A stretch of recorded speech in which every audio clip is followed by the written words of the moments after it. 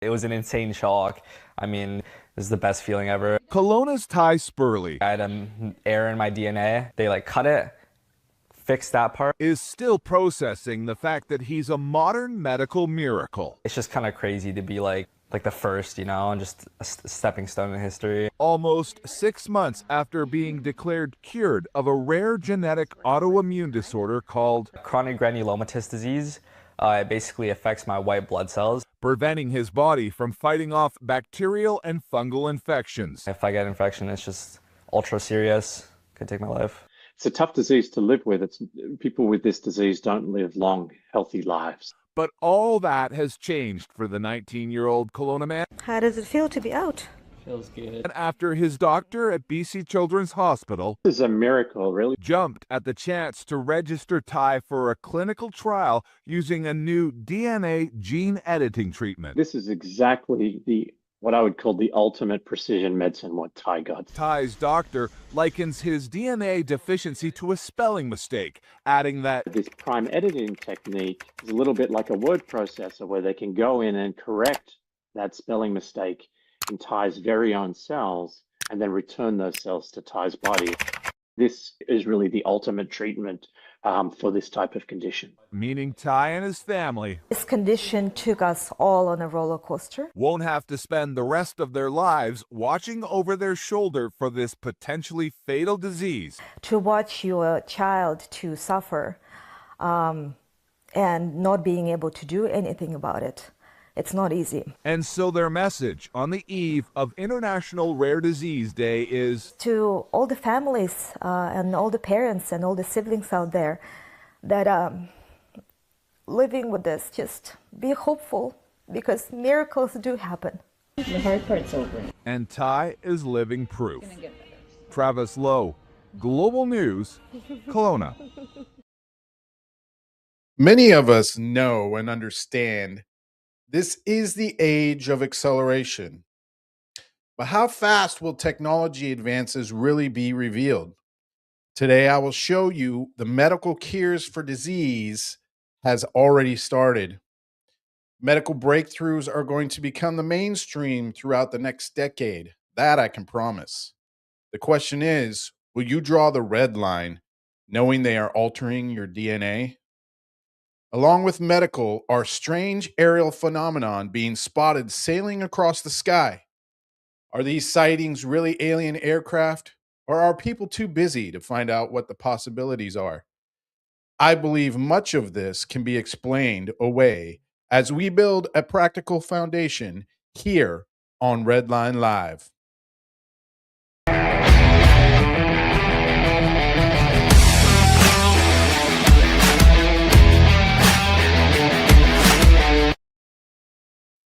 All right, so you saw that video there, and I had been talking to you about advancements with CRISPR with their technology, right?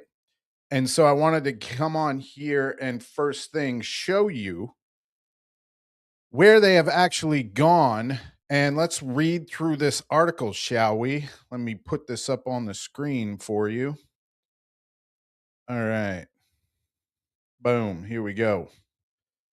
BC man cured of rare disease, the world first new gene editing technology. So with CRISPR, I showed you guys that their case 9, they are now able to, with one injection, be able to change your DNA from right inside your body, ladies and gentlemen.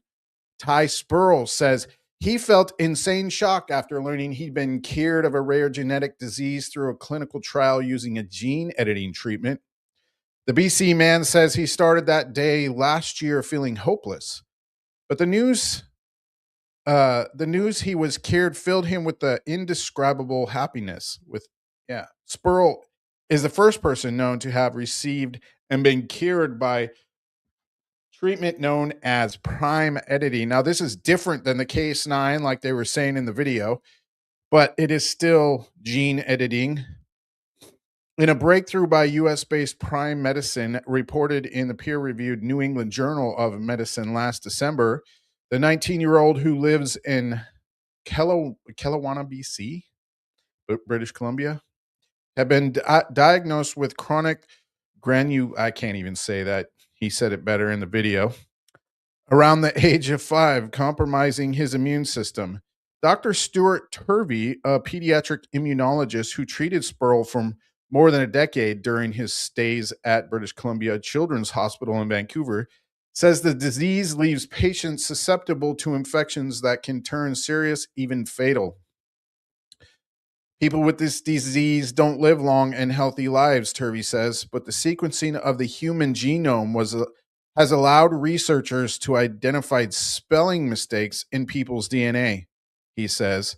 The era we're really in now is about translating those fundamental discoveries to helping patients.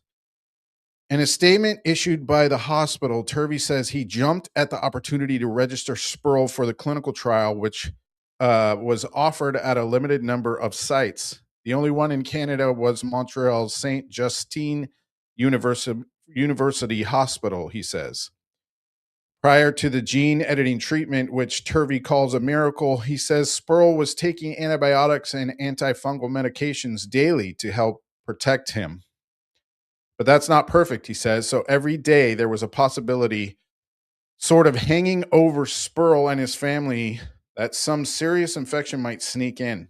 Other patients with the same disease may undergo a combination of chemotherapy and bone marrow transplant to effectively wipe out their compromised immune system and build a new one using cells from a healthy donor, Turvey says.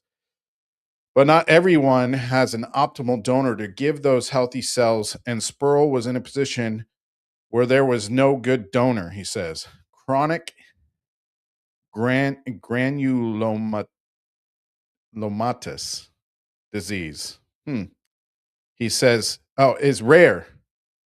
With just a handful of diagnoses over the 2 decades Turvey has worked at the hospital.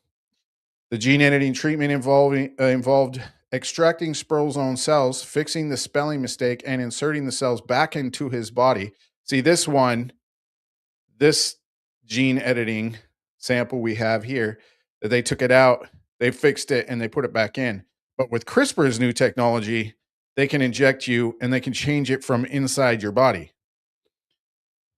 Fixing the spelling mistake and inserting the cells back into his body where they multiplied, overriding his cells that hadn't been working properly, Turley says. So with the CRISPR case 9, they also said they've been able to make it like a virus where it multiplies over the cells and corrects all of the bad ones that continue to tell his DNA that he has this disease, right?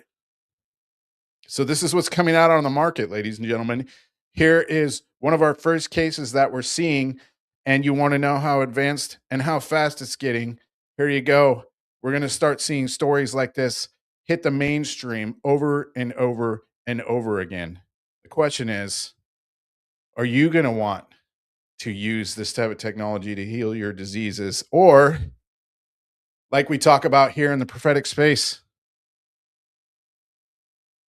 to you, is that a compromise of your makeup that God created you with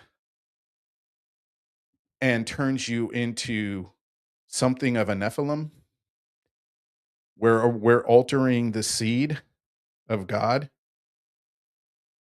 That question remains pretty strong. And ladies and gentlemen, I, for one, believe in a natural life. So if disease were to be what is going to compromise my temporary tent here on earth, then I shall let it pass so that I can be with the Lord for eternity, because this life is only temporary, right?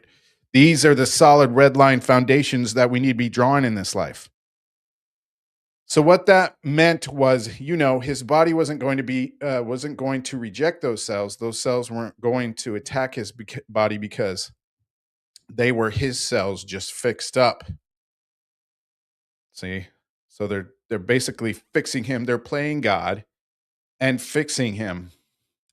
Very, very interesting, ladies and gentlemen.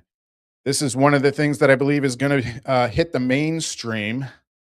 One of the other things that I believe is hitting the mainstream is alien ship sightings, right? So these Dorito-like sightings in the sky have been over about a half dozen places here in the United States. But the question is it really alien ships?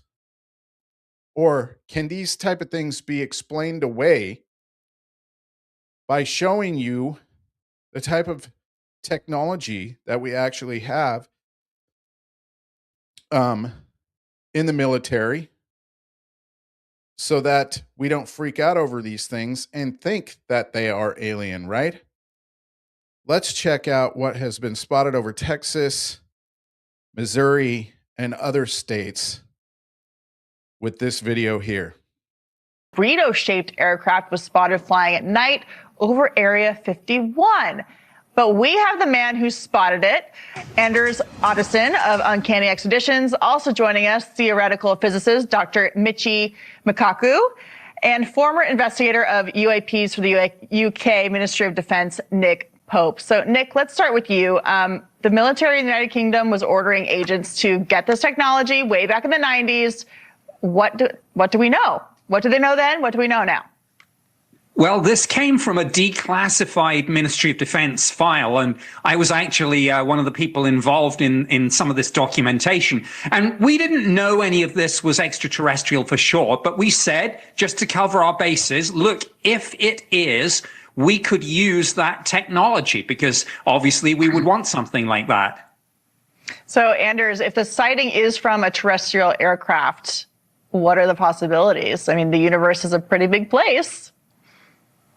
Yeah, I mean, the particular aircraft that I filmed, I firmly believe it to be, an advanced classified military aircraft. You can tell by the fact that it leaves a contrail that it's not necessarily using one of these exotic propulsion methods that you might think of.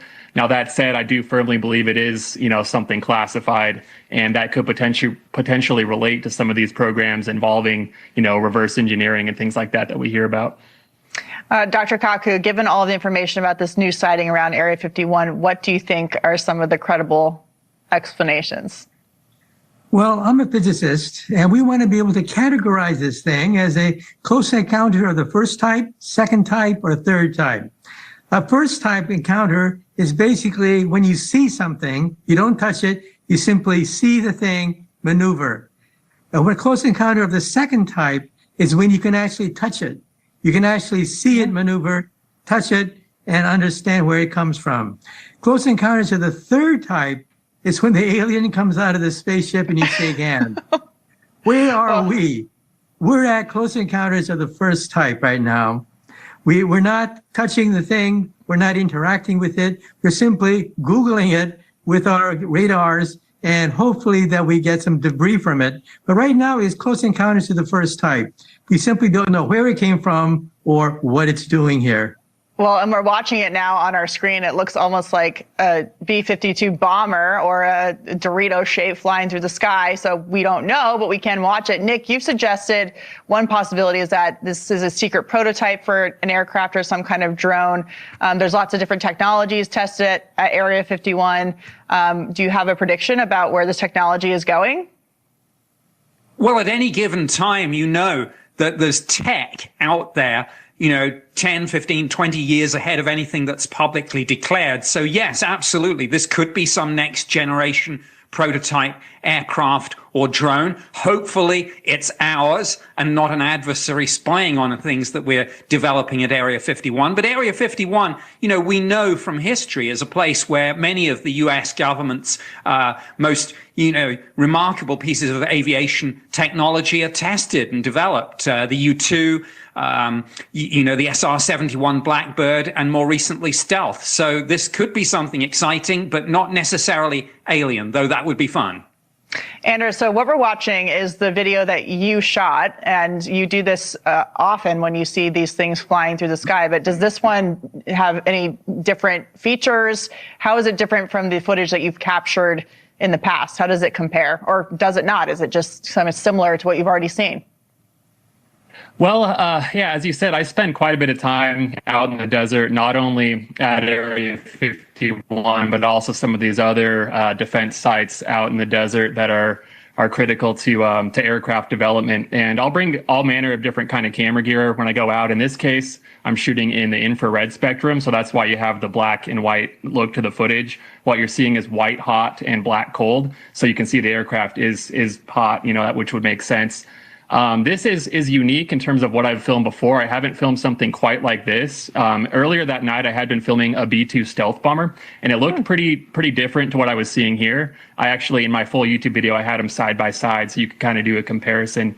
But yeah, I would say that this is pretty unique, and it actually lines up with some reports that I've received from viewers of equilateral triangle-shaped aircraft flying over the Mojave Desert. So I've been kind of doing a little bit of an investigation, trying to verify some of those reports.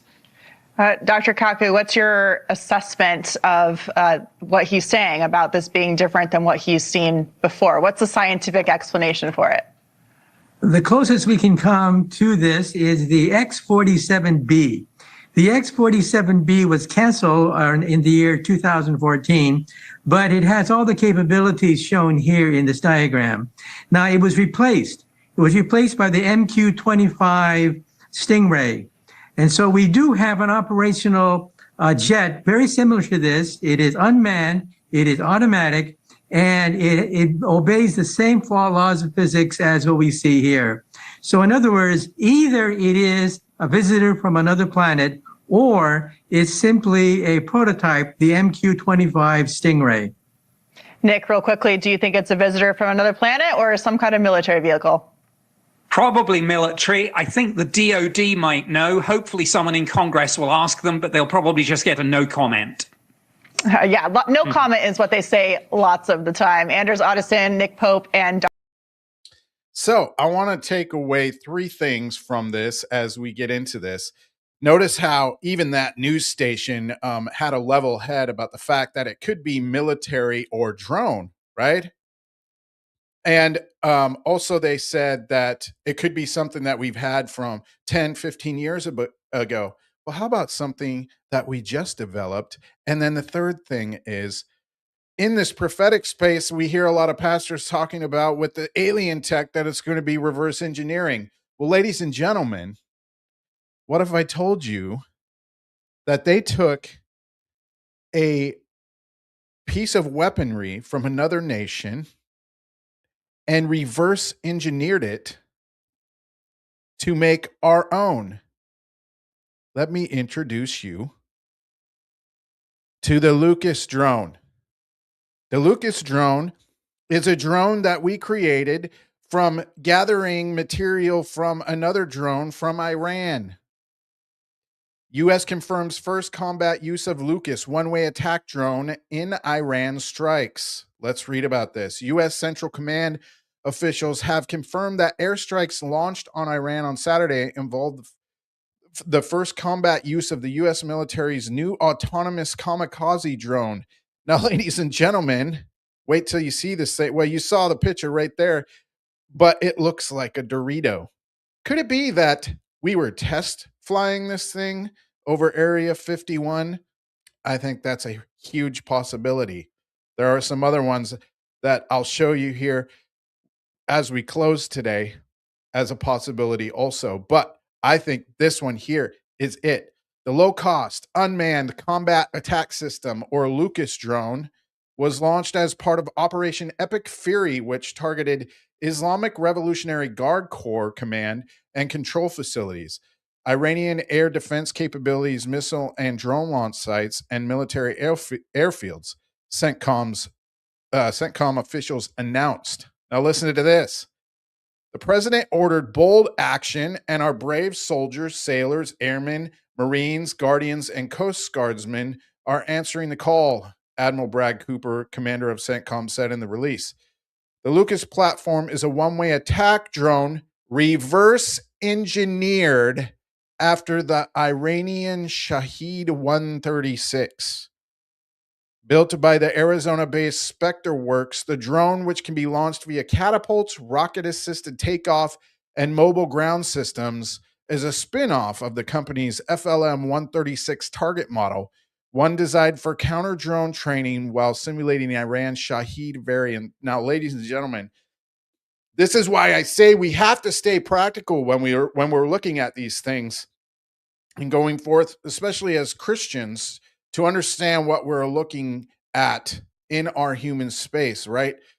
These things, a lot of them can be explained as advanced military usage. Just like I was saying, we never had the capacity before to use the quantum ideas that we had for many decades now.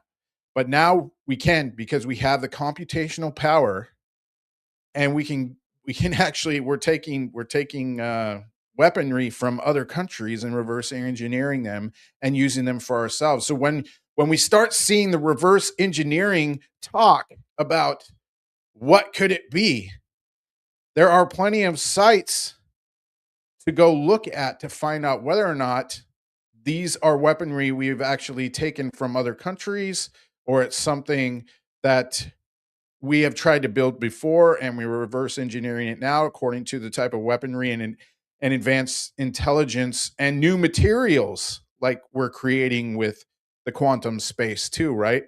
To rebuild some of these things and make them better. We have to be practical thinking about that and go and look this stuff up. But that's why I do my show. You can come here and check it out, find out for yourself what we're creating and see what we have. The FLM 136 model carries a range capability of around 500 miles. Now they're saying the Lucas drone can actually go 650, with a maximum payload of 40 pounds, or roughly twice the explosive yield of a Hellfire missile, according to Alex Hollings, host of Sandbox's News Firepower. With a maximum takeoff weight of 180 pounds, the FLM 136 is significantly lighter than the Iranian Shahed.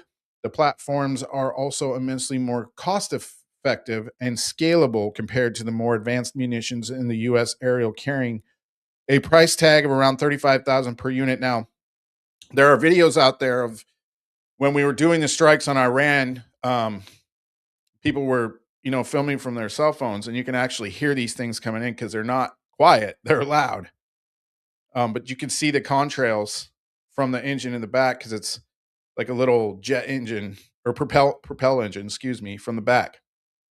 The Lucas drone was successfully launched from a ship for the first time in December, with personnel aboard the Independence class littoral combat ship USS Santa Barbara carrying out an exercise in the Arabian Gulf.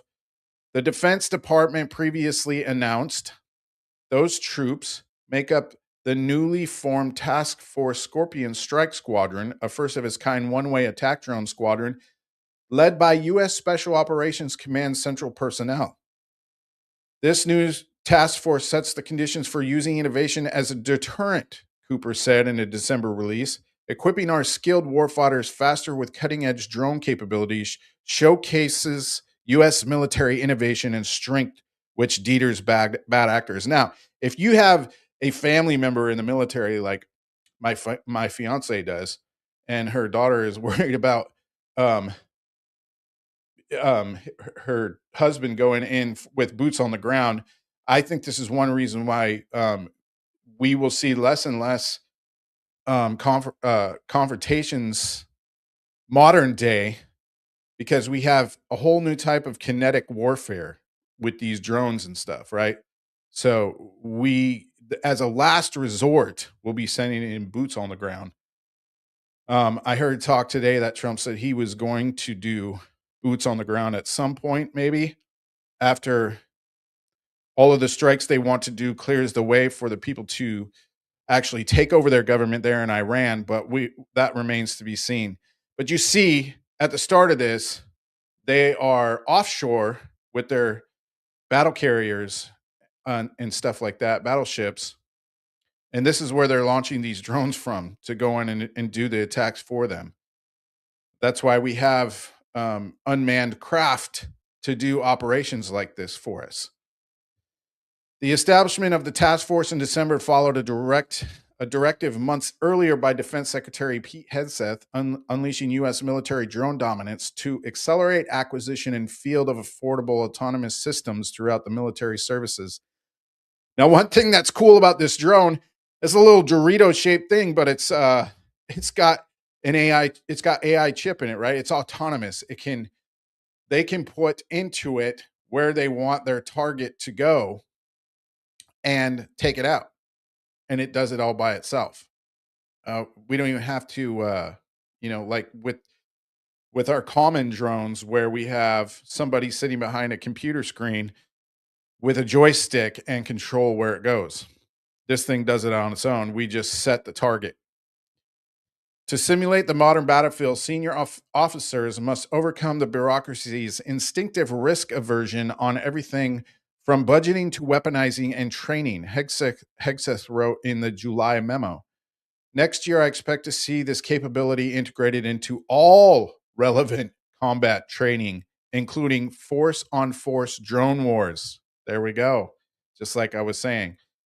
The Navy's operations in U.S. Central Command comprise around 2.5 million square miles of ocean and include the Arabian Gulf, Gulf of Oman, Red Sea, and parts of the Indian Ocean. Now, I want to show you a video that actually demonstrates for us the composition, the makeup of this Lucas drone and what it's capable of doing. Let me make sure I got the right one here. I think it's this one. Here we go. Learn from your enemy. For decades, the American military has focused on building exquisite platforms, million-dollar jets, and billion-dollar ships that were designed to be invincible. But recent conflicts have revealed a terrifying new math, an expensive missile costing millions that eliminates. Nope, that is not it. Hold on a second. That we're going to come back to that one, but that. Let me see here. I should have renamed these. Maybe I didn't make up that video because it was like 15 minutes long. All right. In other news, let's move on from that. I'm sorry. I thought I had the right video. Let me take this off. All right. So, along with the Lucas drone, we are seeing other types of military equipment being built. And I wanted to show you this crazy vehicle here because we have to be aware of these things when we see them flying across the skies and people are freaking out. Are these alien vehicles? Are they something that have come into our atmosphere that we actually don't know about? See, we have to know what we're looking at when these things pop up in the skies, right? So let me yes,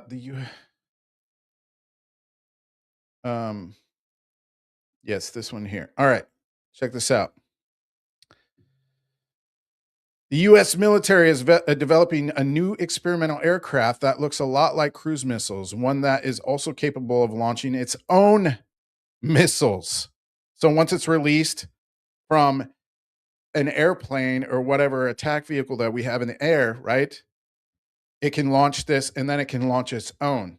Remember how I was talking to you about how different organizations, different corporations are the ones that are behind creating this stuff, right? This one here comes from DARPA.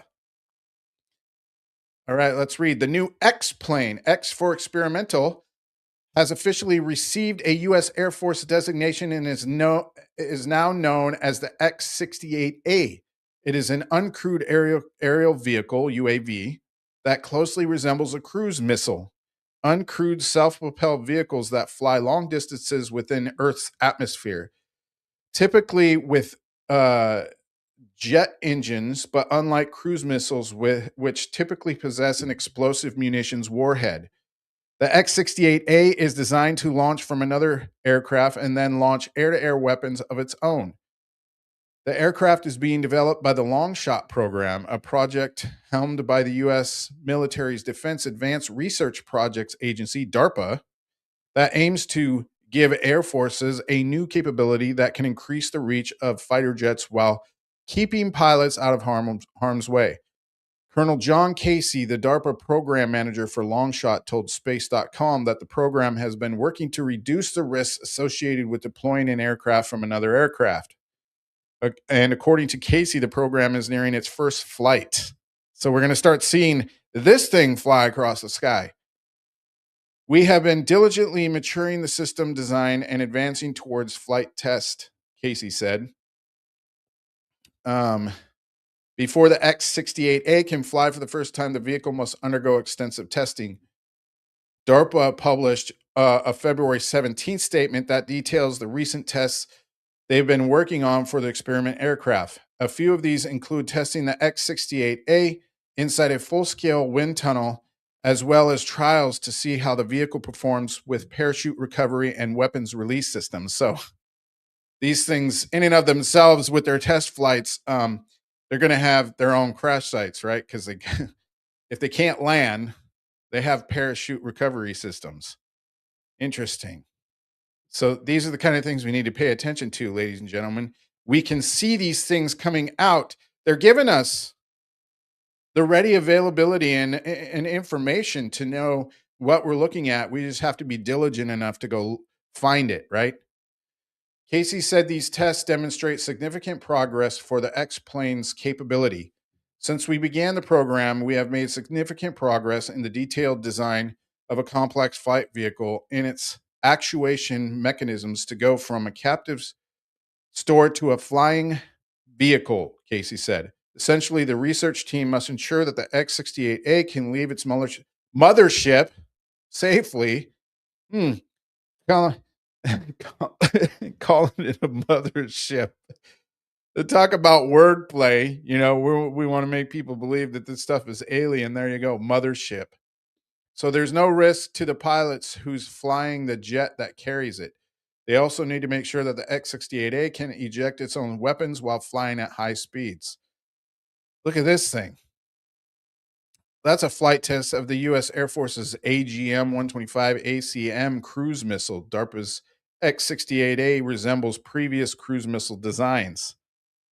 So this is just an idea of, I mean, you wouldn't be at high altitudes, right? You wouldn't be able to see these wings in the sky. So what would that look like from the sky? Let's say a Tic Tac. A Tic Tac? And everybody's saying that we see Tic Tacs in the sky, which is akin to alien craft, right? The first test flights, which may happen as early as the end of this year, will prove safe and effective employment of this X-68A from the F-15 Eagle and demonstrate the vehicle's ability to safely eject a captive submunition. A spokesperson from General Atomics Aeronautical Systems wrote in a February 19th announcement. Now, actually, I think I remember where I stuck that video. Let me look here real quick. Nope,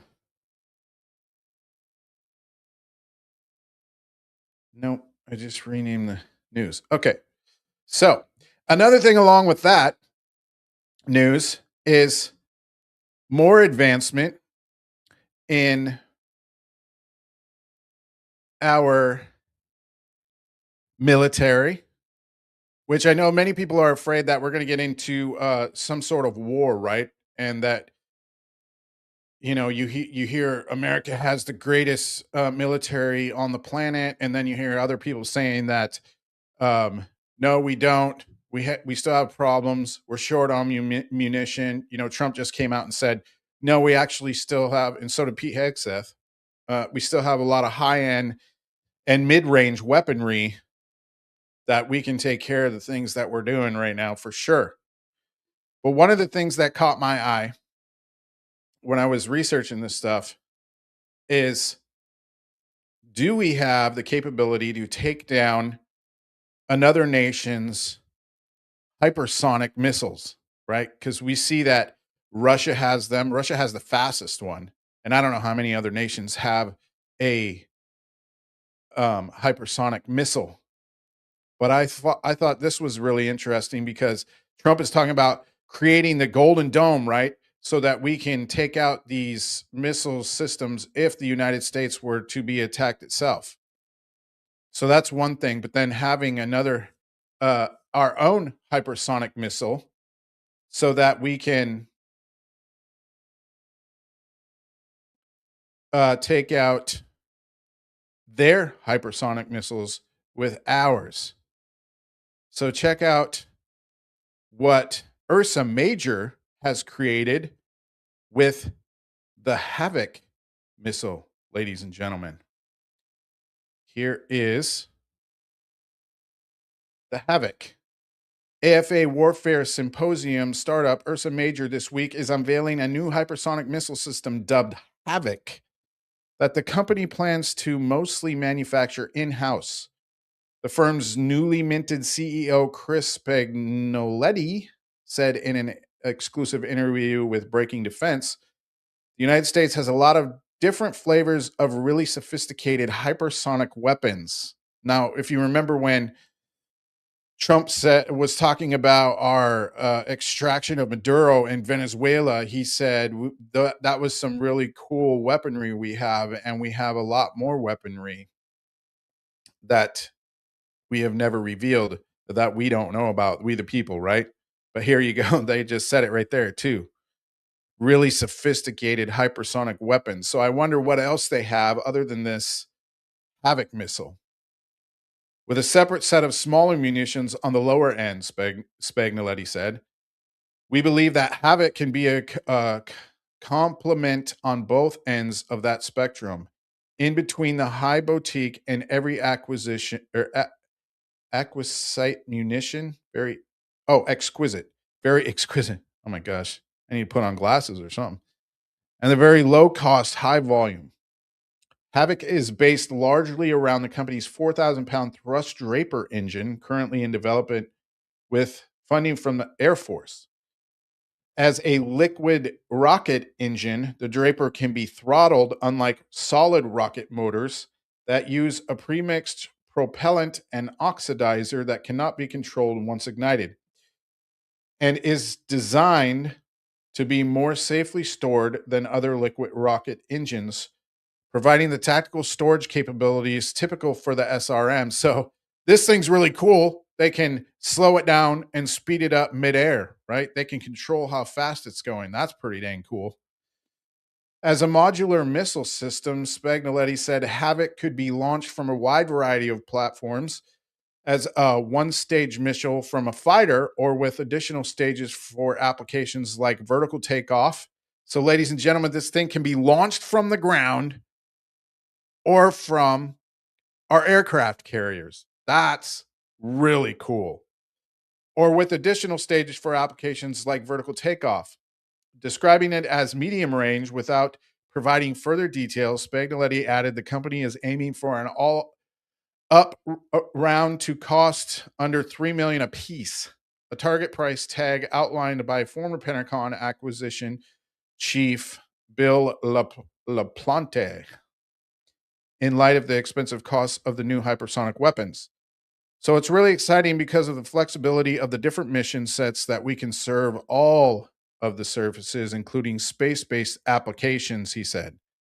Spagnoletti explained the Draper engine offers an additional leg up compared to other hypersonic systems, which typically come in the form of either cruise missile or glide vehicles based on simple physics.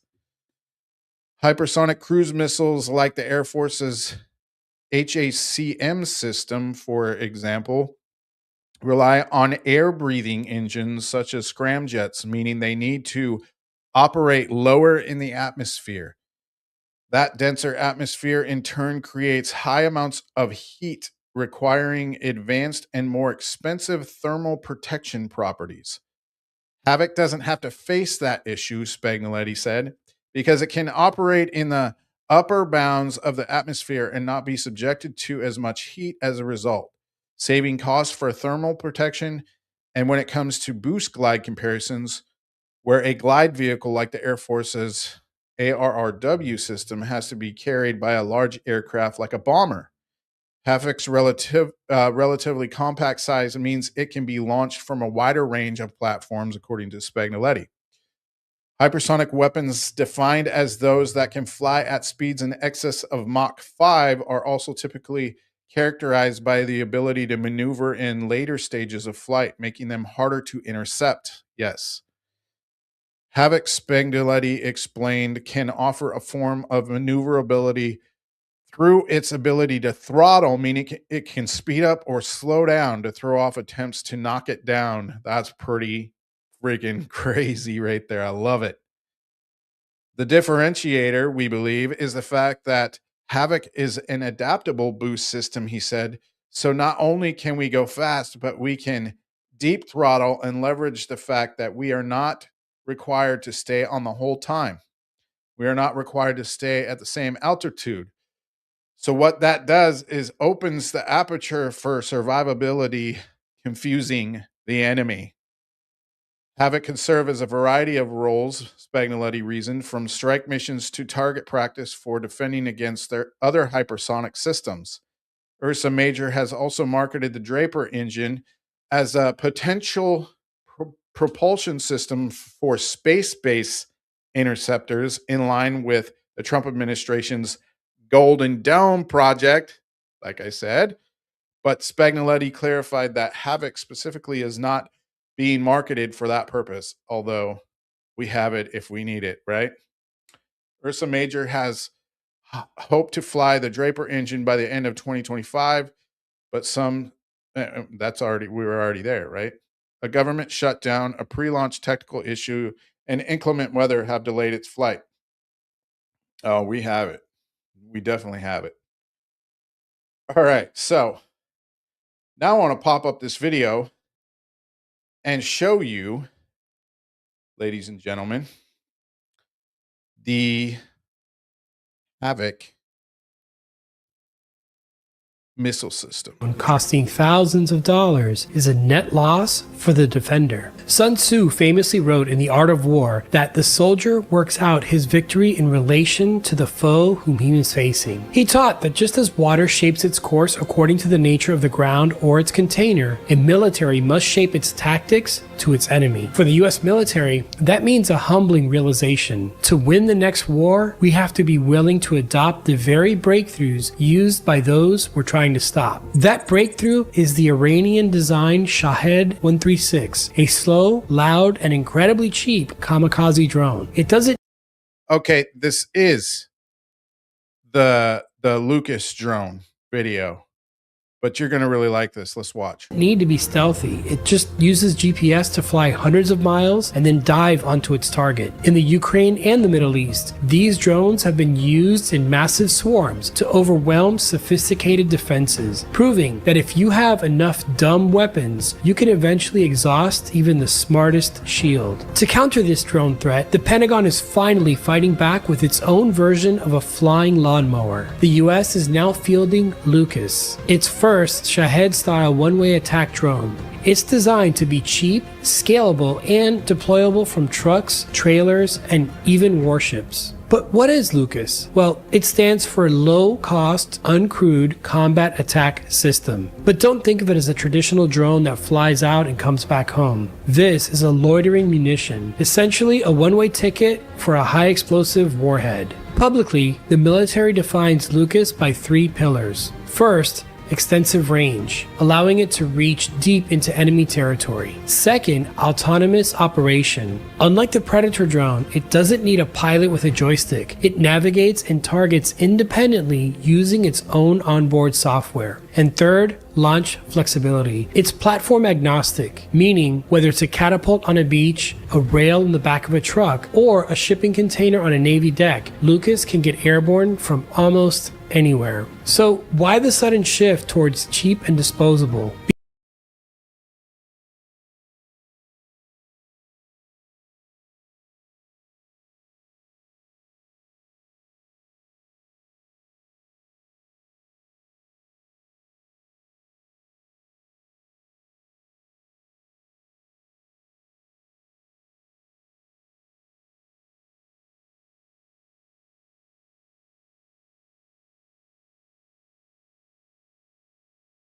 You learn from your enemy. For decades, the American military has focused on building exquisite platforms. $1,000,000 to lose 100 drones and still have 1,000 more in the air. The enemy simply can't reload fast enough. But here's the thing, we should think of Lucas about more than just the explosion at the end of the fight. What this really is a tool for regional deterrence, stand-in strikes, and threat emulation. It's the tip of the spear for a new era of American warfare, one where the industrial base itself is the weapon, and good enough is finally more important than perfect.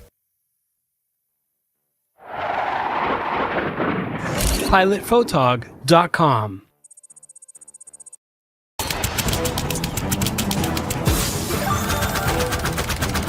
Bear with me real quick. That's a goofy commercial. The story of Lucas began with a rare admission from the Pentagon. The other side actually had a good idea. Instead of spending 10 years and $10 billion trying to invent a Shahed eliminator, the US decided to build an American version of that exact system. The program was born out of Arizona-based Spectre Works, where engineers literally reverse engineered captured Iranian drones to create a Western mirror image. When the drone was unveiled at the Pentagon in July of 2025, it was a shock to the system. It featured the same delta wing shape and the same loud pusher propeller as its Iranian counterpart. To some, it looked like a copy, but to the Pentagon, it was the only way to catch up to the speed of modern drone warfare. And sometimes you just can't go against the laws of physics. I mean, there's a reason that modern spacecraft are shaped like the capsules from the 1960s. The design just works. In the past, bringing a new weapon from a sketch to the battlefield took at least a decade. Lucas did it in 18 months. To make that happen, the military had to hack its own bureaucracy. CENTCOM stood up two specific units to light a fire under the project: the Rapid Employment Joint Task Force and Task Force Scorpion Strike. Their mission was simple: bypass the red tape and get these drones into the hands of soldiers immediately. By late 2025, just 4 months after the official directive to accelerate, the first Lucas Squadron was already operational and based in the Middle East. It was a clear signal that the era of slow motion acquisition was hopefully over. But coming up with a drone design was the easy part. These things only work if you have literally thousands of them. So in order to build Lucas at scale, the US went back to the World War II playbook, aka the Liberty ship model. Back then, we didn't just have one shipyard building boats, we had dozens of them building the same design in parallel. At the height of production, 3 Liberty ships were being delivered per day. This was also true of the Sherman. They did go back to old ship designs in order to reverse engineer what we captured from the Iranian drone, the Shahed. That's interesting.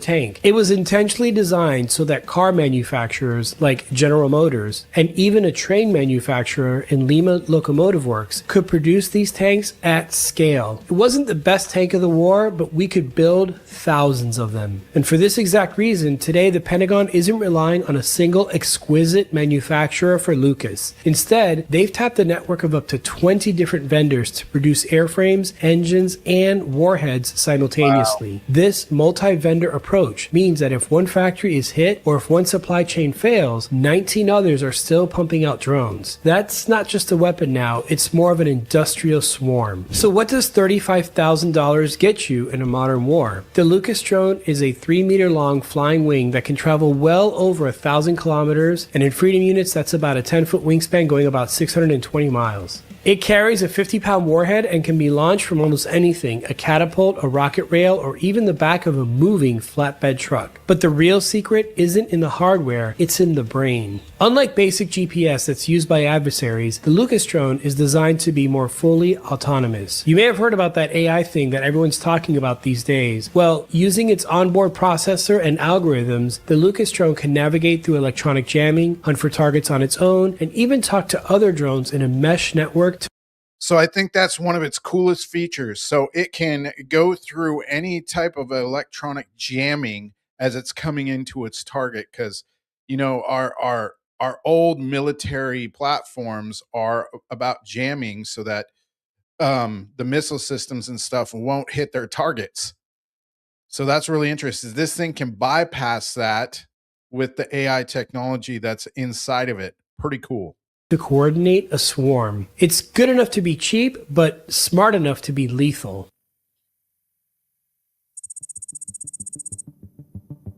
In December of 2025, the U.S. military officially entered the age of the expendable swarm. Central Command announced the activation of Task Force Scorpion Strike, the first dedicated one-way attack drone squadron in American history. Based at an undisclosed location in the Middle East, this unit wasn't just a testbed, it was a fully operational combat force. Led by personnel from Special Operations Command, the squadron was built to do one thing: flip the script on the very adversaries who had spent years using cheap drones to harass U.S. bases. For the first time, the United States wasn't just the target of these low-cost strikes, it was actually the source. And oh, how the turns have tabled. And here's the incredible thing. Less than 2 weeks after that squadron was announced, the program reached a historic milestone. On December 16th, 2025, the Independence-class littoral combat ship USS Santa Barbara was transitioning the Arabian Gulf when a Lucas drone roared off its flight deck. That launch was significant because essentially it signaled a nocturnal earthquake. Historically, shipboard strike capabilities were reserved for multi-million-dollar cruise missiles or manned aircraft. By launching a 35,000 one-way attack drone from a moving warship, the Navy proved that any vessel with a flat deck can now become a carrier for long-range autonomous precision strikes.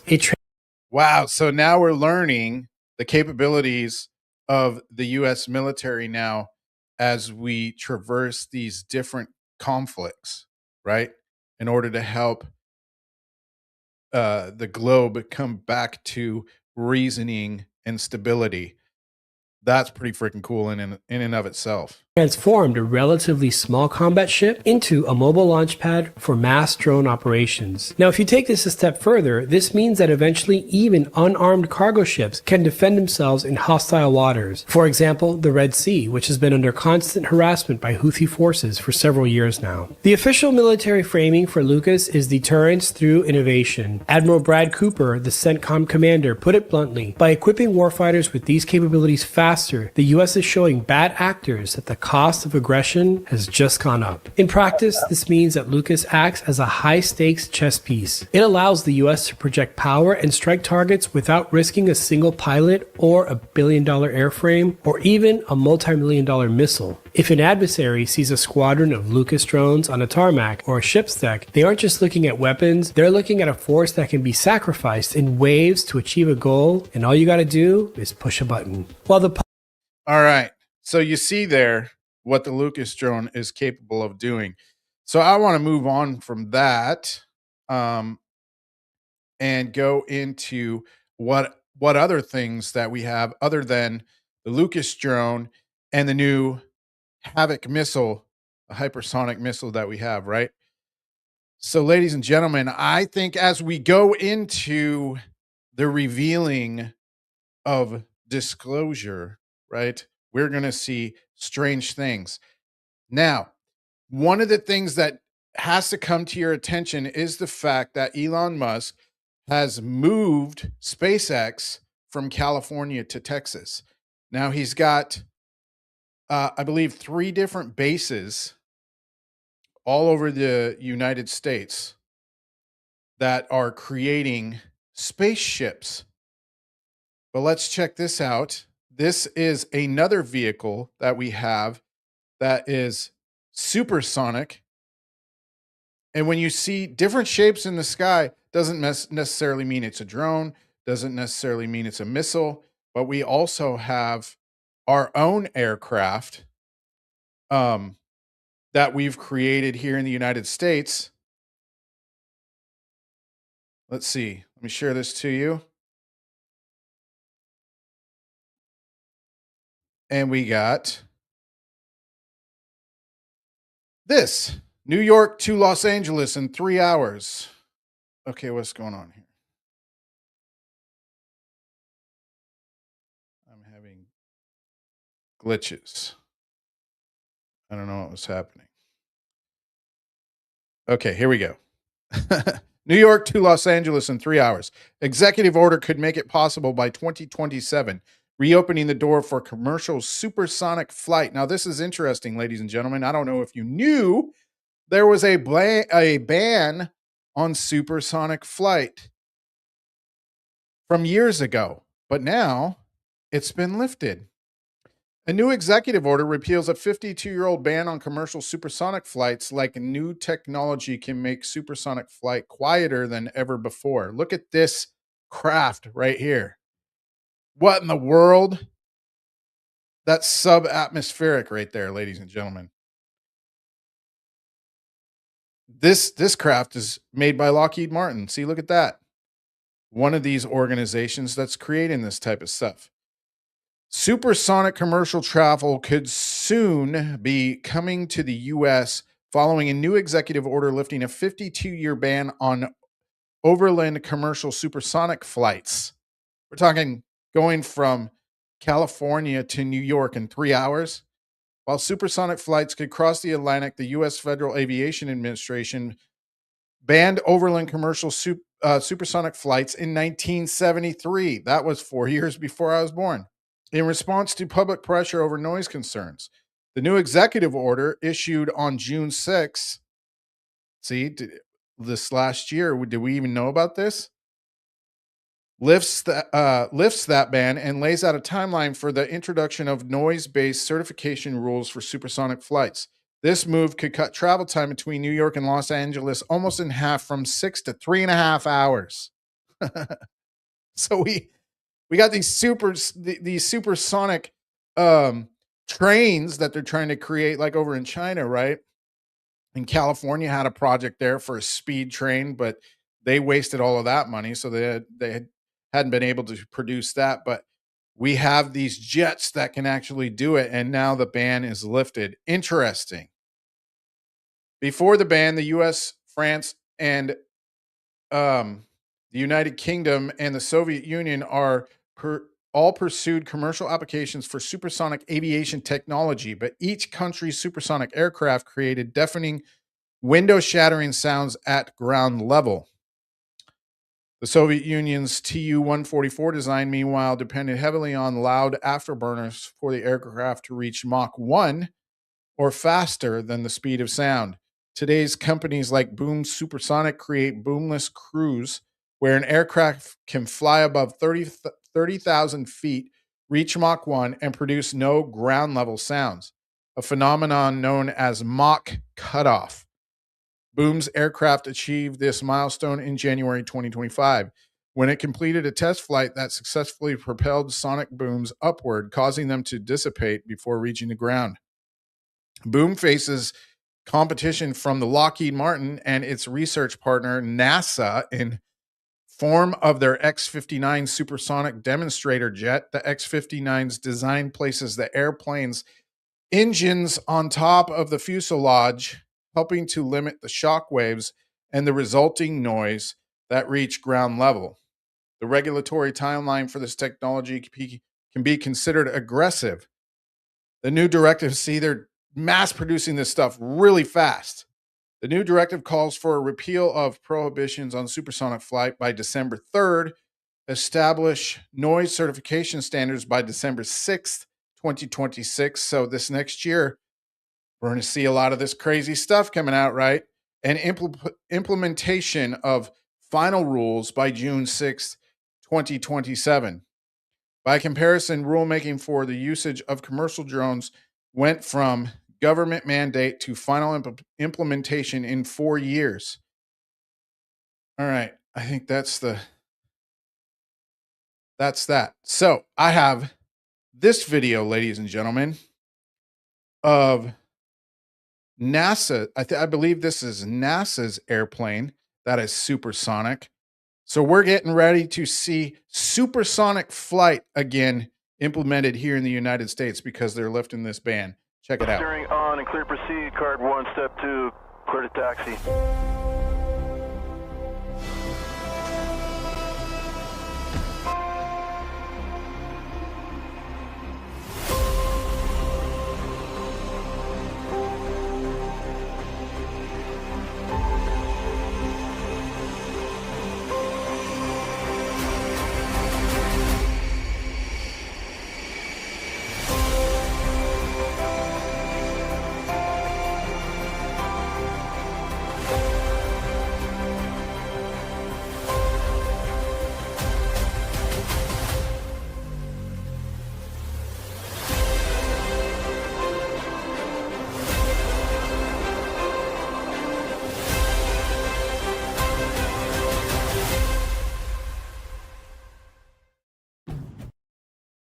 Isn't that crazy?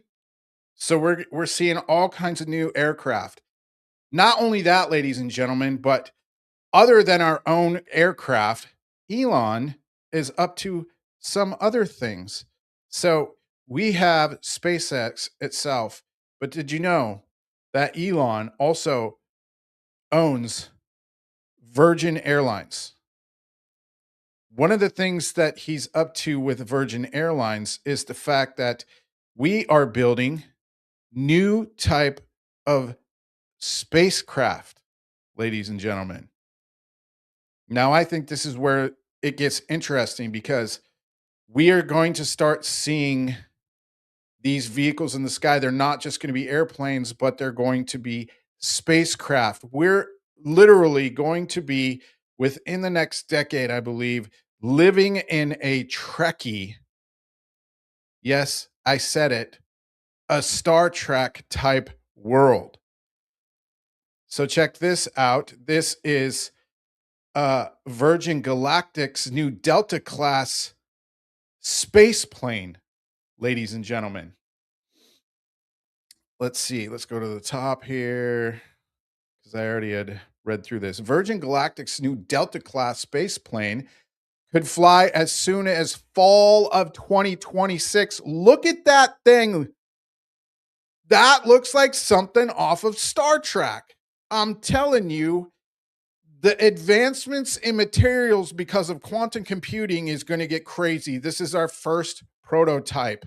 Let's read this. The company is also looking at using its mothership aircraft that releases spacecraft at high altitude as a carrier platform for other customers.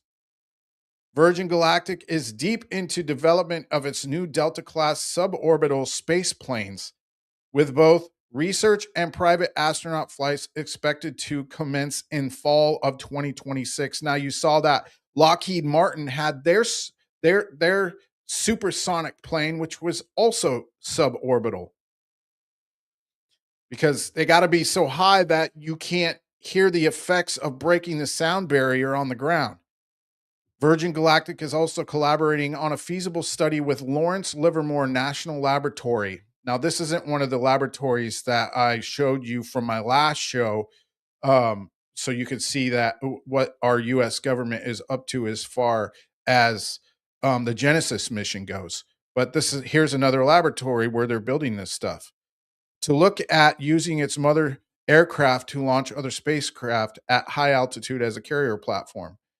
Progress on our spaceships continues across all systems and structures, reports Michael, CEO of Virgin Galactic. Now, if you haven't checked, and I'm going to promote this show just because I started watching it, but it's the new Star Trek Starfleet Academy show. It's on Paramount Plus.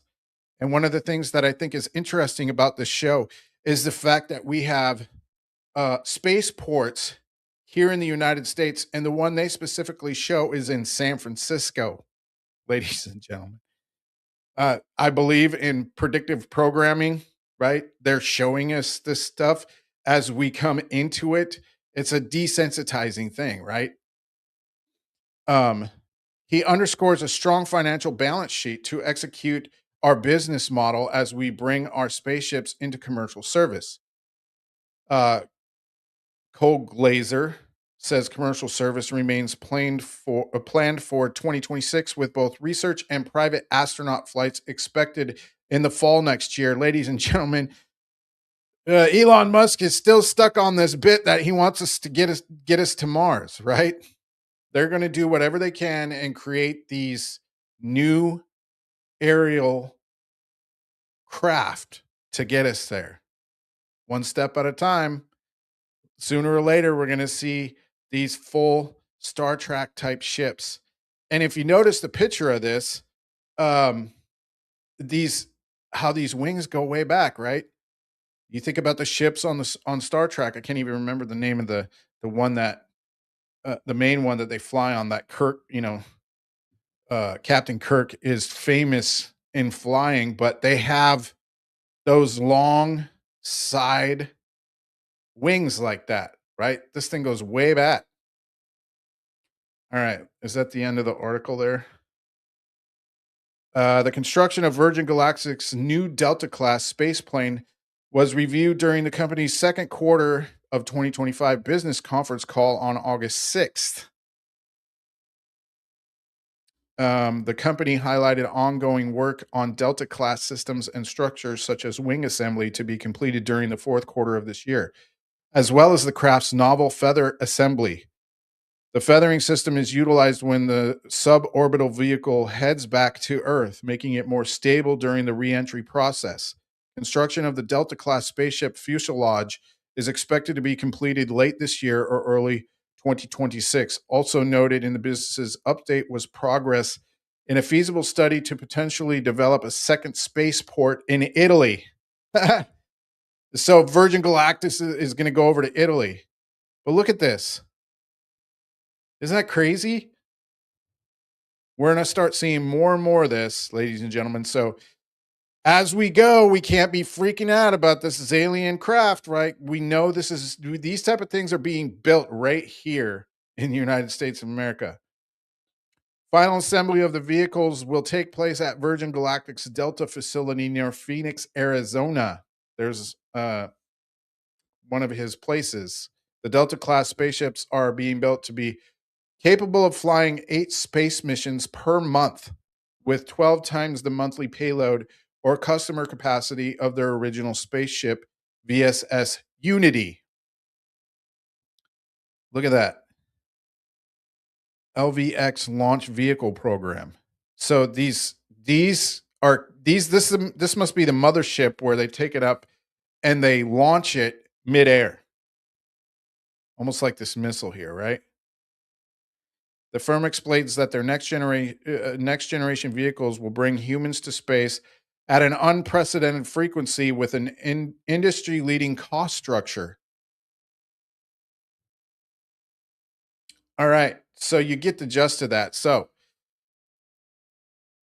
what I want to talk about is the fact that these things are being created and we're being led to believe that alien spacecraft are what are going to be disclosed while this stuff is going on under our nose, and we can actually look it up and be aware of these things, ladies and gentlemen. There is a mission to get us to Mars. There is a mission to build these things so that we can go into outer space. Now, I talked to you about the materials that they're currently creating with quantum physics, right? So this is going to change the whole aspect of building our aircraft and a bunch of other things that we've never seen before in our entire lives. This is why we have to be ready for it. We have to have a stable mind and a practical thinking